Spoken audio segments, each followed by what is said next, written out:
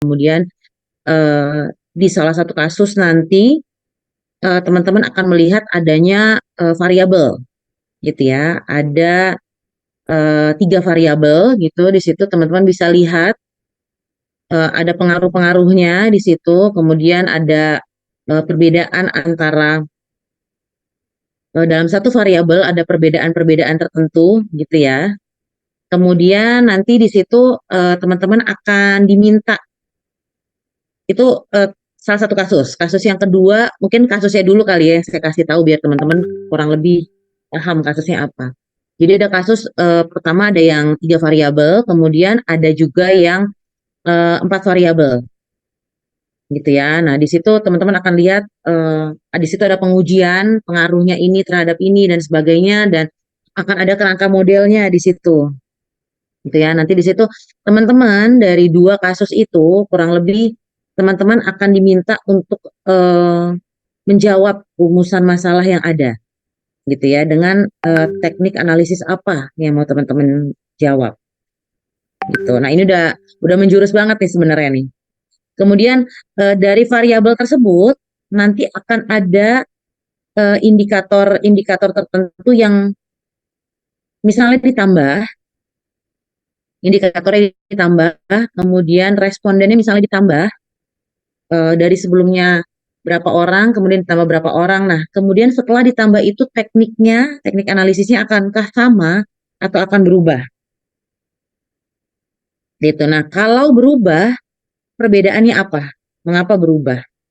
Gitu ya. Kemudian teman-teman seperti biasa juga di UTS kemarin juga ada alat aplikasi statistik yang akan teman-teman kerjakan untuk masing-masing kasus itu apa? Nah, kita sudah pelajari dua antara SPSS atau Smart PLS, gitu ya. Kalau SPSS dan Smart PLS nih, sambil saya coba refresh, bedanya apa guys? Antara SPSS dan Smart PLS. Jangan langsung offline semua pas ditanya apa perbedaannya, karena saya tetap acak ntar manggilnya. Enggak ya, nggak usah dipanggil. Ada yang tahu Smart PLS dan SPSS perbedaannya apa?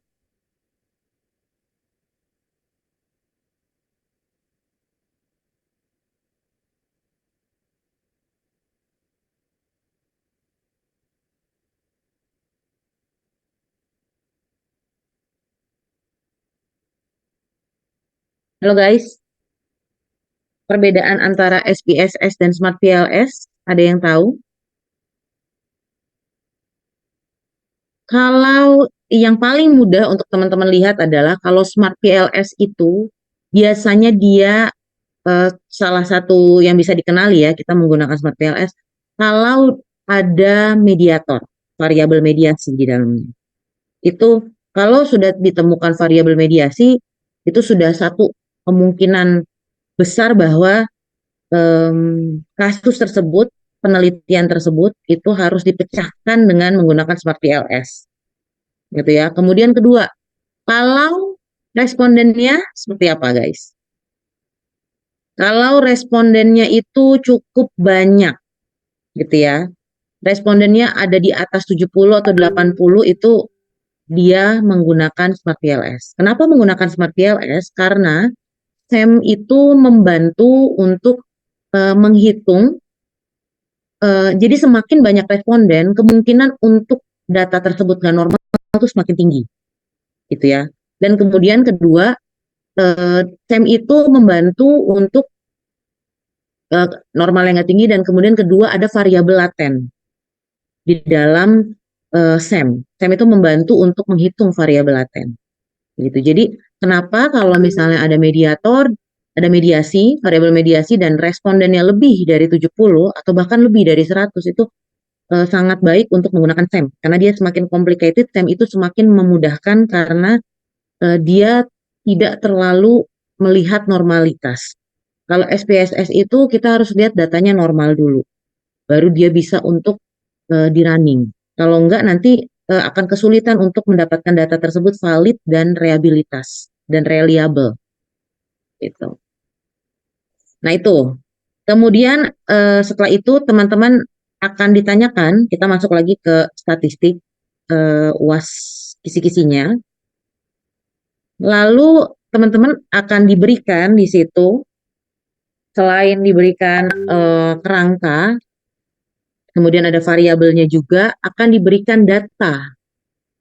Data yang kita pernah masukkan waktu di SPSS dan Smart PLS gitu ya. Jadi data penelitiannya. Nah, dalam proses data penelitian itu yang perlu teman-teman lakukan adalah proses kemarin yang kita kerjakan. Ada mulai dari penginputan data, kemudian cleaning data, gitu ya. Kemudian tools statistik apa, balik lagi itu nanti. Tools statistik yang digunakan itu apa dan kenapa, gitu ya. Kemudian nanti akan ada pengujian, gitu ya. Kita udah pelajari beberapa pengujian. Uji kualitas data dari tools statistik yang teman-teman yang sudah kita pelajari kemarin, gitu. Kemudian ada uji hipotesis, gitu ya. Dan setelah itu pasti paling terakhir adalah saran atau rekomendasi. Itu yang paling penting. Jadi hasilnya yang pasti dari data penelitian yang teman-teman sudah kerjakan dimasukkan dalam aplikasi itu adalah pengujian dan rekomendasi yang harus diberikan kepada organisasi atau institusi tersebut, gitu. Nah, selain itu teman-teman perlu lihat akan ada pertanyaan juga tujuan penelitian tersebut.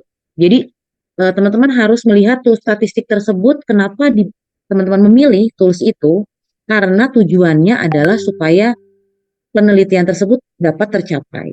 Nah, dapat tercapainya itu apa yang paling sesuai untuk tujuan dari penelitian tersebut, gitu. Nah, kalau teman-teman menggunakan SEM, ingat kalau SPSS mungkin dia hanya menggunakan regresi, biasa regresi berganda. Tapi kalau teman-teman pakai SEM PLS, jangan lupa ada evaluasi goodness of fit, gitu.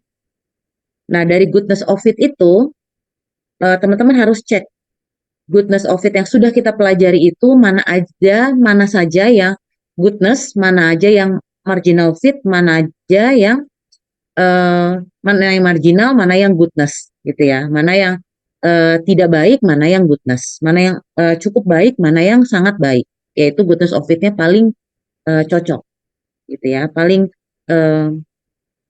mendekati dengan the fittest, the most fit, gitu.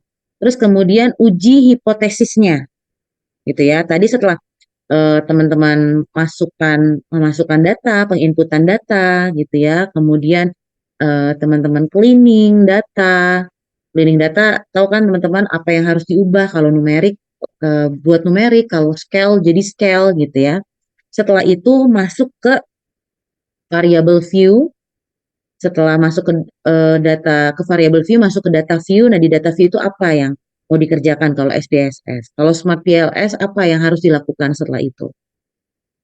Gitu ya. Kemudian cek pengujiannya, ada uji kualitas datanya dan ada uji hipotesis. Setelah itu saran dan rekomendasi apa yang akan teman-teman berikan bagi perusahaan tersebut berdasarkan hasil uji yang sudah teman-teman buat. Gitu. Yang paling utama teman-teman harus tahu adalah itu perbedaan antara si SPSS dan Smart PLS, karena ini yang akan mempengaruhi teman-teman akan bisa mengerjakannya dengan baik atau tidak, gitu ya. Yang pasti itu SPSS dan Smart PLS perbedaannya, kalau teman-teman sudah melihat dia punya variabel mediasi di situ, ada variabel laten di situ, berarti dia memerlukan tingkatannya SEM. Dan kalau ada responden yang lebih besar dari 70-80 bahkan 100, itu teman-teman sudah langsung kebayang bahwa itu pasti menggunakan PLS karena SPSS tidak cukup kuat untuk menghitung merunning, gitu ya, yang sudah banyak respondennya, kemudian variabelnya juga banyak dan ada variabel latennya. Oke, ada yang mau ditanyakan dulu teman-teman sebelum kita lanjut ke yang lain?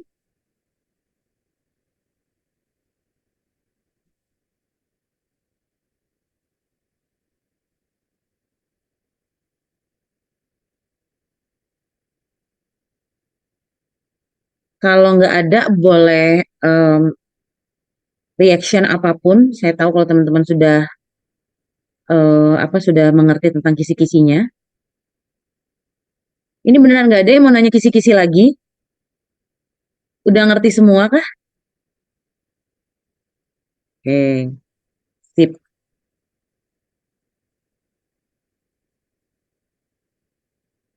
Kalau memang tidak ada yang mau ditanyakan mengenai itu, kita akan coba untuk kuis. Nah, di sini sebenarnya saya pengen, bentar,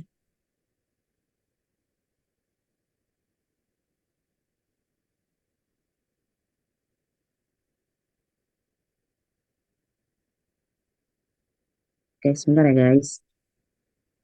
Oke, kita akan coba untuk kuis. Ini kuisnya sebenarnya for fun, tapi di sini teman-teman saya sekaligus mau untuk ambil nilai gitu ya, karena kita kan kemarin saya memang nggak tidak memberikan tugas-tugas untuk teman-teman membuat sesuatu gitu ya. Jadi bisa jadi, bukan bisa jadi sih, memang ini saya khususkan untuk teman-teman nambah nilai gitu. Oke, boleh tolong on cam dulu guys, kita foto dulu. Saya mau SS dulu sebelum kuis, supaya saya tahu siapa aja yang ikut kuis hari ini. Nanti kalau saya masukkan ke penilaian, saya tahu siapa yang saya mau masukin penilaian.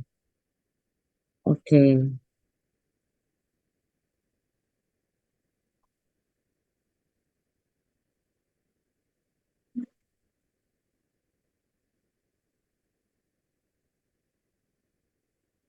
oke, saya SS ya. Azara mau on cam nggak? Oke ya, segini aja ya. Oke, satu, dua, tiga.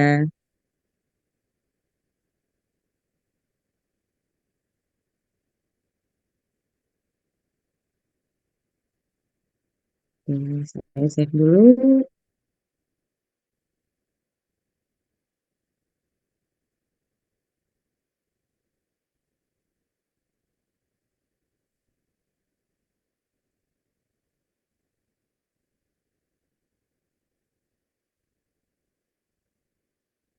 Oke, nah teman-teman, kita akan main Kahoot gitu ya.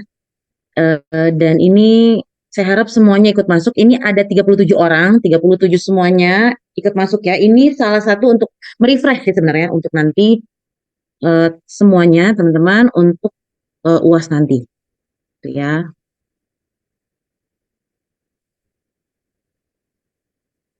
Oke, hold on. Ini saya coba dulu.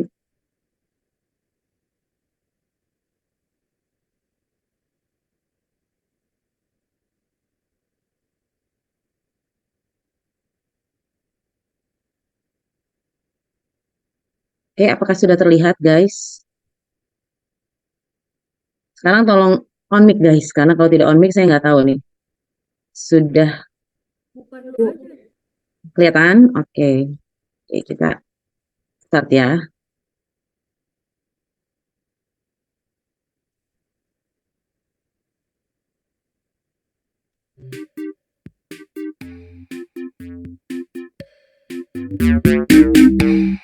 Guys, dengeran suaranya?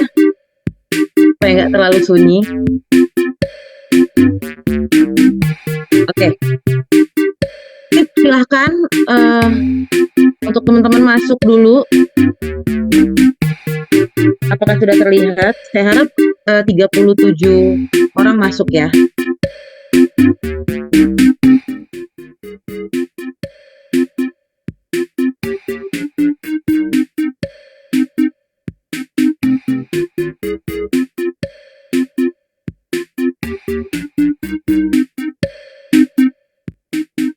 Oke, baru ada 14.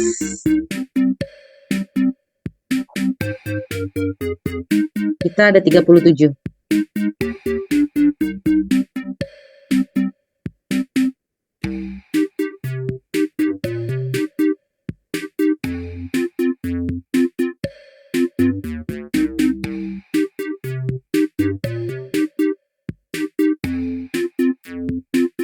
Recording in progress.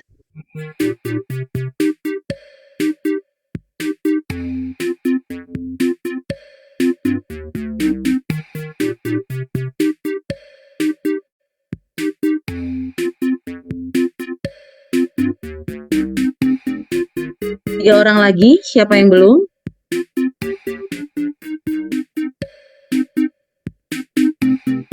Yang belum boleh raise hand.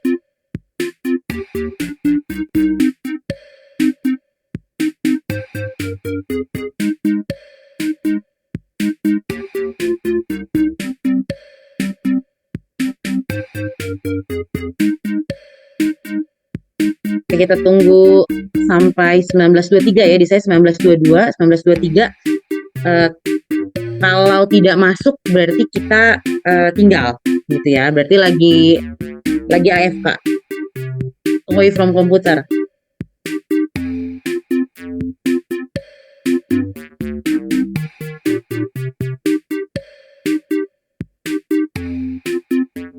Oke, 35. Ada 37, 2 orang lagi. 36, siapa satu orang lagi?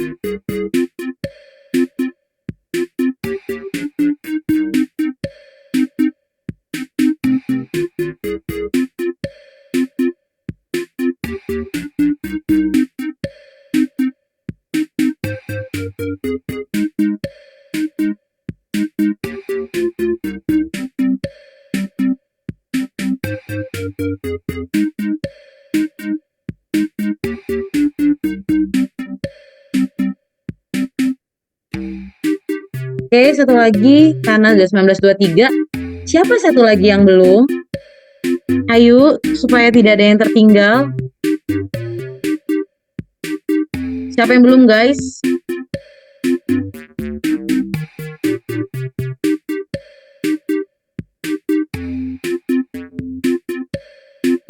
Oke, karena nggak ada yang mau ngaku, kita langsung start aja.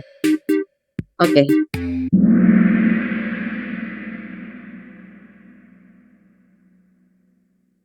Oke, pertanyaan pertama.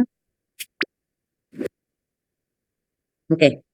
SPSS merupakan singkatan dari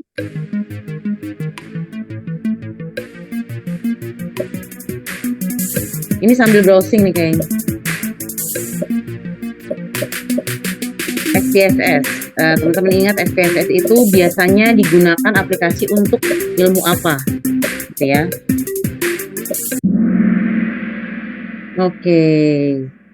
Ada 12 yang menjawab benar ya. Jadi SPSS ini Statistical Package for the Social Science, karena SPSS ini memang dari awal mulanya dibuat gitu ya, dipelopori untuk menyelesaikan penelitian-penelitian di bidang ilmu sosial. Jadi kenapa ilmu-ilmu sosial itu banyak menggunakan SPSS gitu.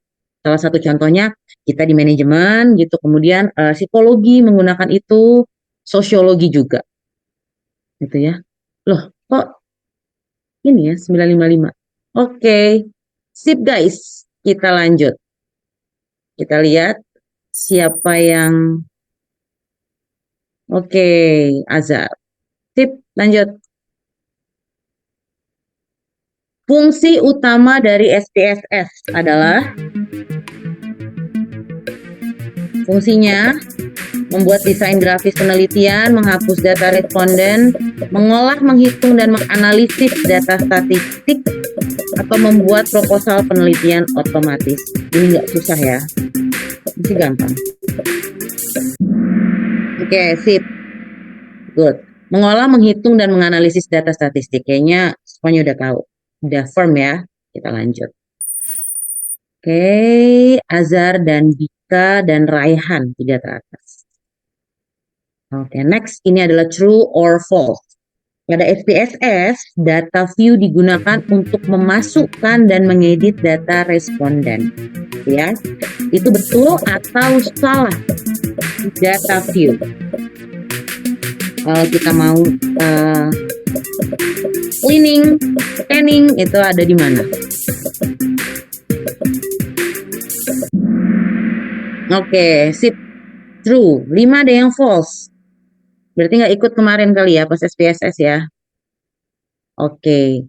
Jadi ini untuk memasukkan mengedit data responden. Jadi sebelum kita ke variable view di data view itu kita akan mengedit data-data responden yang ada sebelum kita ke variable untuk mengcleaning dan men-scanning. Oke, Fardin, Raihan, dan Azhar 3 teratas. Lanjut. Pada SPSS, variable view digunakan untuk, nah tadi saya udah keburu ngomong tuh, mengatur parameter variabel, menulis kesimpulan penelitian, menghapus seluruh data, menampilkan hasil uji hipotesis saja.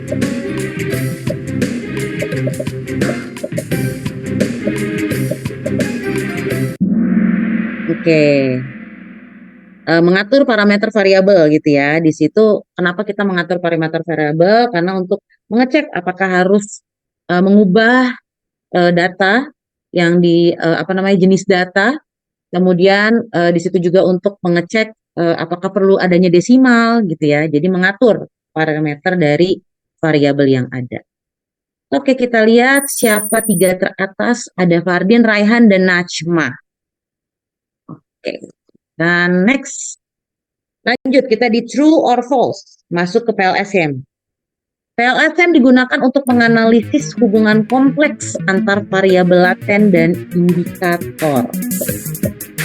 Tadi udah saya sebutkan pas kita refresh kisi-kisi. Ya. Benar atau salah? True or false? Ya, true ya. Tadi saya sudah sampaikan bahwa antar variabel laten dan kemudian adanya per indikator. Jadi hubungannya sangat kompleks. Teman-teman bisa mengecek sampai ke indikator. Ya.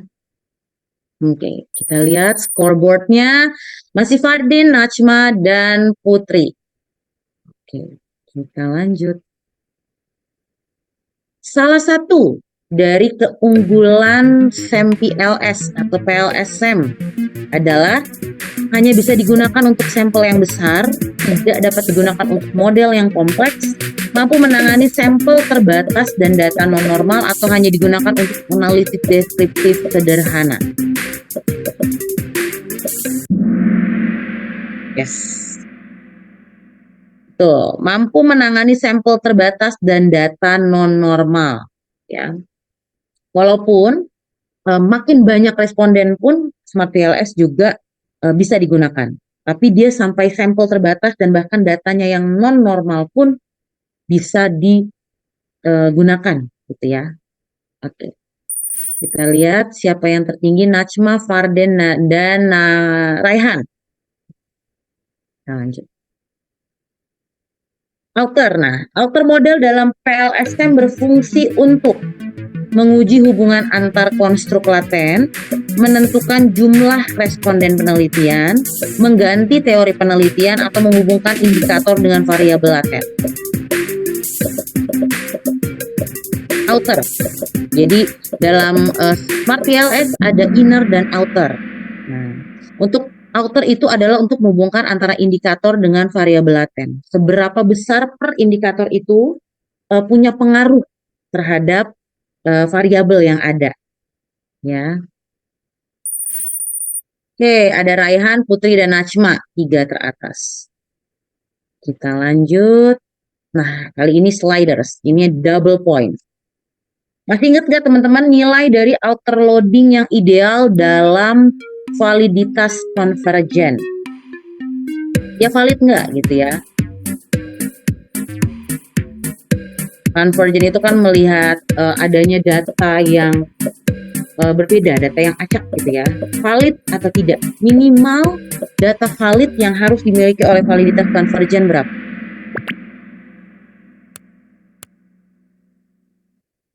Oke, 0,7. Jadi minimal 0,7 atau 0,7 ke atas. 12 orang. Oke, kita harus berarti diingat-ingat lagi. Dipelajarin yang lain tuh. Oke, Raihan, Najma, dan Riesti. Kita lanjut kuis selanjutnya. Nah, kali ini inner model.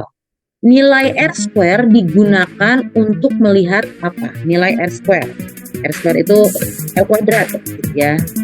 Besar variabel dependen yang dijelaskan oleh model, jumlah indikator yang dihapus, jumlah data yang kosong, atau jenis skala pengukuran. R-square. Sip. Besarnya variabel dependen yang dijelaskan oleh model. Berarti udah firm, teman-teman udah tahu. Oke, 3 teratas adalah Raihan, Fardin, dan Najma. Kita ke pertanyaan yang terakhir. Ini double point. Menjelaskan keterbatasan penelitian adalah contoh pelanggaran etika dalam pelaporan data. True or false? Keterbatasan penelitian, menjelaskan keterbatasan penelitian. Contoh pelanggaran etika. True or false? False ya. Jadi bahkan malah kita perlu menjelaskan keterbatasan dari penelitian ini apa. Itu biasanya kita tuliskan di bawah tuh setelah kesimpulan, ada di saran misalnya. Penelitian itu terbatas karena adanya apa. Gitu. Bahkan kita perlu sampaikan bahwa kalau ada yang signifikan ataupun tidak signifikan gitu. Malah menjadi pelanggaran etika kalau yang harusnya signifikan, yang tidak signifikan itu tidak kita ikut laporkan juga. Itu termasuk dalam pelanggaran etika. Oke. Kita lihat yang ada di podium. Najma, nanti ingetin saya hadiahnya saat UAS. Kemudian yang kedua Fardin, dan yang terakhir, yang pertama, paling pertama, juaranya adalah Raisa. Oke. Tip runner up-nya ada Anggar dan ada Aska. Ya. Untuk yang pemenang 1, 2, dan 3, nanti kita saat ketemu di UAS, nanti ingetin saya. Oke. Sip.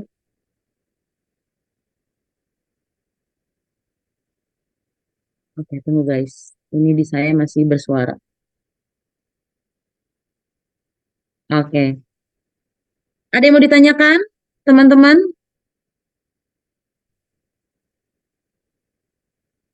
Inaya 4 nomor nge-lag nggak bisa dipencet. Oh ya, sayang banget. 02 ya. Ya, sayang sekali. Oke guys. Ya, sayang sekali. Recording stopped.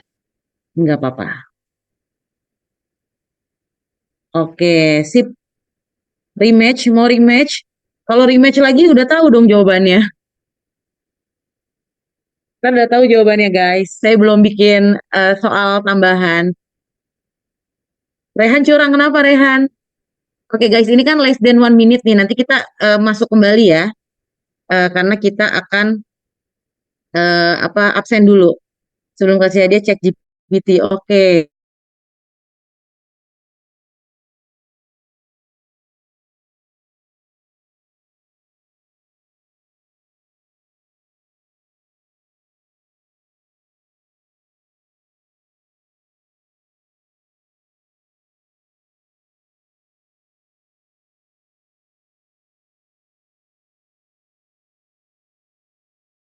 LS karena kita pelajari di statistik bisnis ini hanya 2 itu karena di S1 manajemen.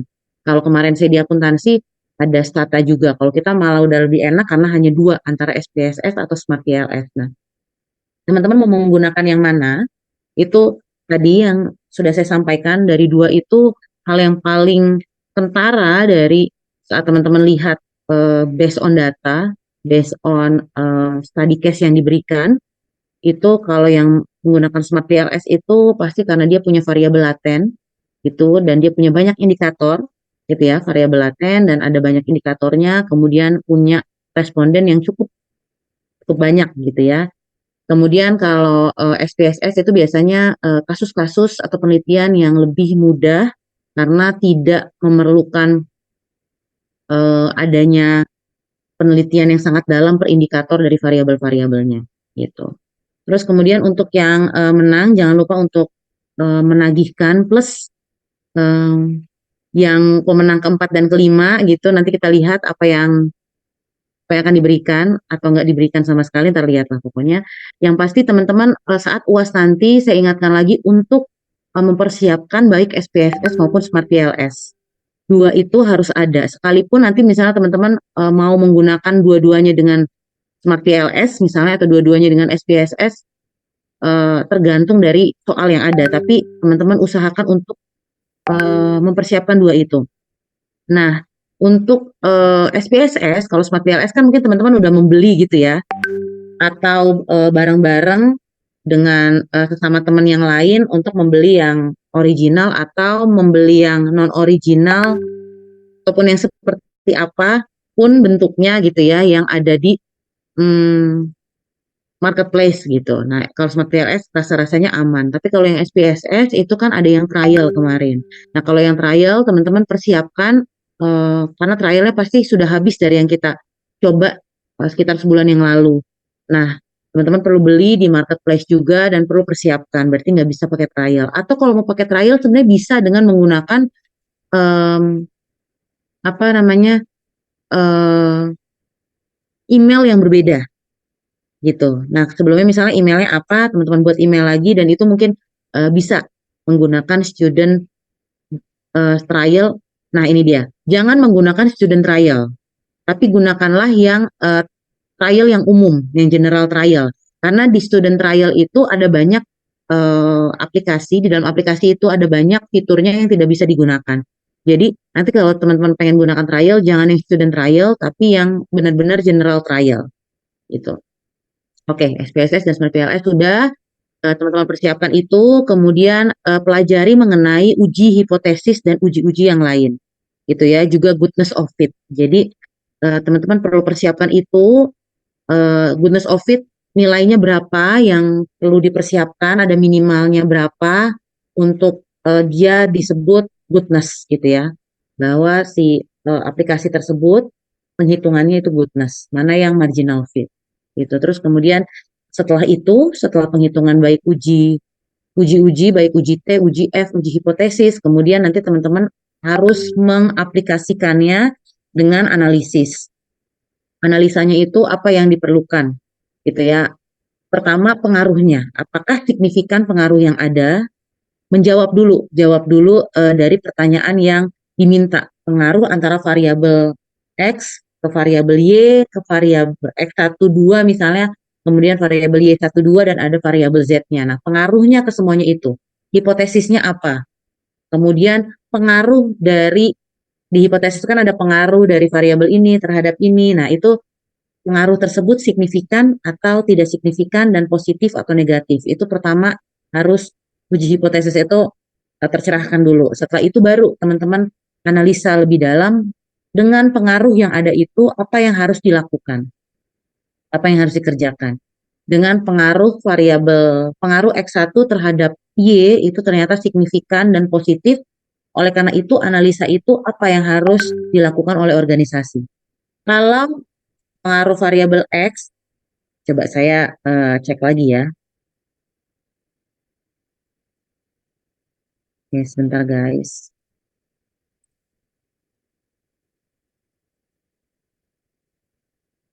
Misalnya ini saya bonus. Kira-kira variabel apa nanti yang ada gitu ya. Misalnya nih ada variabel yaitu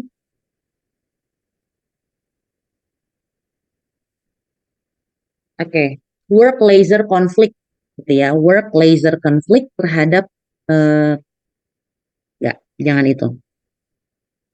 Oke lah boleh itu. Work laser conflict terhadap quiet quitting gitu ya. Jadi work laser conflict ini adalah konflik antara bekerja dan laser dan istirahat, konflik bekerja dan istirahat terhadap quiet quitting. Quiet quitting itu adalah em, karyawan yang ingin keluar tapi diem-diem gitu. Jadi nggak ngomong-ngomong ke teman-temannya, nggak ngomong ke bosnya gitu, tapi dia udah sebenarnya dia udah cari pekerjaan di tempat lain dan bahkan mungkin sudah wawancara di tempat lain gitu ya. Jadi pengaruh misalnya work laser conflict terhadap quiet quitting. Nah, dari pengaruh tersebut pengaruh tersebut setelah teman-teman masukkan data, penghitungan data, gitu ya, di aplikasi baik Smart PLS maupun SPSS, eh, Smart PLS lah ini ya. Kemudian setelah akhirnya ketahuan workplace conflict itu terhadap quiet quitting ini ternyata signifikan dan ternyata positif. Jadi pengaruh konflik antara bekerja dan istirahat itu mempengaruhi secara positif ke quiet quitting. Konflik karena di tempat kerja itu sulit untuk membagi antara bekerja dan istirahat, itu menyebabkan dia secara signifikan dan positif membuat dia melakukan quiet quitting gitu. Nah, oleh karena itu apa yang harus dilakukan oleh organisasi? Karena hal itu ternyata sudah dinyatakan iya signifikan dan positif. Berarti apa yang harus dilakukan? Nah, itu hal utama yang harus dilakukan dikerjakan dulu adalah melihat dulu uji hipotesisnya, bagaimana pengaruh dari masing-masing variabel itu, baru kemudian dianalisis, dianalisa, di paling terakhir apa yang perlu dilakukan untuk mengembangkan organisasi atau institusi itu. Gitu. Oke. Ada yang mau ditanyakan dulu, guys?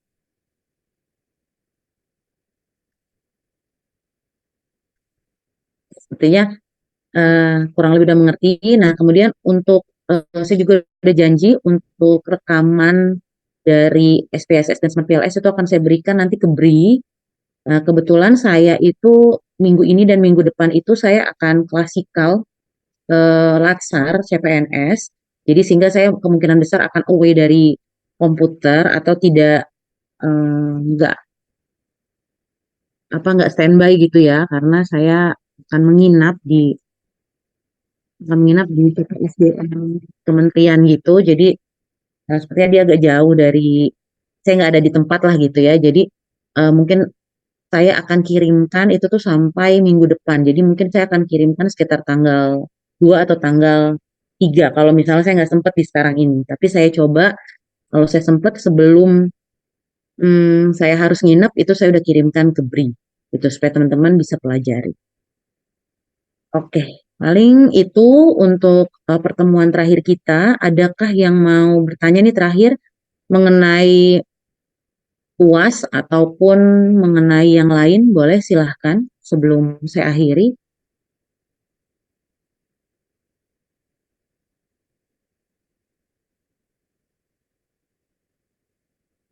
Oke, untuk ujian nanti kita waktunya tadi ya 2 jam kan dari jam 15.30 sampai 17.30. Nah, seperti yang kita sudah bicarakan juga di minggu lalu ya, minggu lalu atau berapa hari yang minggu lalu lah, bahwa TM sebelumnya, bahwa saya akan memberikan tambahan waktu sekitar 15 menit untuk teman-teman mengumpulkan karena ini dikumpulkan di leads gitu ya, untuk mengumpulkan di leads saya kasih tambahan 15 menit. Nah, tapi setelah 15 menit itu tidak ada tambahan waktu lagi. Jadi teman-teman saya harap kita bisa menyesuaikan dengan waktu yang ada. Jadi setelah 15 menit itu sebaiknya bahkan sebelum 2 jam kalau memang waktunya udah cukup mepet itu segera dikirim aja, karena kadang itu kita kan akan ada A B C D F G H, akan ada sekitar 6 kelas yang ujian statistik gitu ya. Itu sudah diatur banget waktunya supaya nggak bentrok dengan mata kuliah yang lain. Jadi di saat itu akan ada 6 kelas, masing-masing kelas kemungkinan sekitar 40-an anak. Nah, berarti akan ada 240 anak yang dalam satu waktu akan mengumpulkan di leads. Takutnya akan ngedown dan sebagainya. Makanya saya kasih waktu tambahan 15 menit dan teman-teman juga atur dengan baik waktunya. Karena di kelas lain sepengetahuan saya tuh nggak ada tambahan waktu, jadi fix 2 jam gitu. Itu kalau mudah-mudahan memang saya yang menjaga kelas kita gitu ya. Kalau misalnya bukan saya menjaga, saya nggak tahu tuh akankah diberikan waktu tambahan yang sama atau enggak. Saya akan coba ngomongin juga ke koordinator, dosen koordinator, apakah mungkin diperbolehkan untuk menambah waktu ke semua kelas, tambah waktu sekitar, ya mungkin kalaupun nggak nyampe 15 menit, misalnya 10 menit untuk tambahan waktu mengirimkan di lead, supaya masih ada spare waktu, tidak semuanya bebarengan di satu waktu yang sama mengumpulkannya gitu. Tapi kalau pahit-pahitnya itu tidak diperbolehkan gitu ya, teman-teman harus stick dengan waktu yang ada, yaitu 2 jam Tuh, kalau misalnya saya yang periksa mungkin saya yang jaga teman-teman mungkin masih oke lah, saya akan kasih waktu tambahan. Tapi kalau misalnya bukan saya ya teman-teman stick di 2 jam itu paling pahit-pahitnya gitu ya.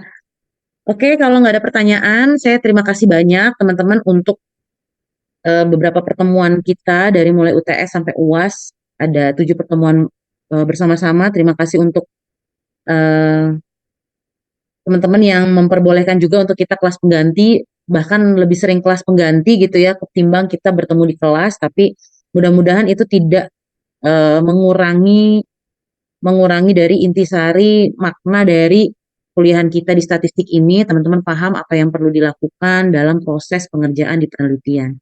Gitu. Kalau ada yang masih mau ditanyakan, teman-teman boleh tanyakan, mau di grup atau mau langsung japri nggak apa-apa. Saya akan coba semaksimal mungkin. Kalau saya belum menginap dan saya masih bisa untuk standby di laptop, akan saya bantu semaksimal mungkin. Gitu. Paling itu dari saya. Terima kasih banyak. Mohon maaf kalau ada kesalahan kata selama kita perkuliahan dari setelah UTS sampai sekarang. Mohon maaf kalau misalnya ada kesalahan kata dan nanti kalau kita ada kesempatan untuk bertemu lagi di kelas selanjutnya atau paling enggak kalau kita bertemu di kampus gitu atau dimanapun teman-teman tetap nggak masalah untuk kita say hi, tidak menutup untuk kita tetap bersilaturahmi. Oke semuanya, terima kasih. Selamat malam, sampai jumpa saat UAS nanti di tanggal 6. Oke, sehat-sehat semuanya. Terima kasih Ibu. Terima kasih Terima banyak kasih Ibu. Ibu. Makasih, Ibu. Makasih Ibu. Sama-sama. Izin saya N ya guys.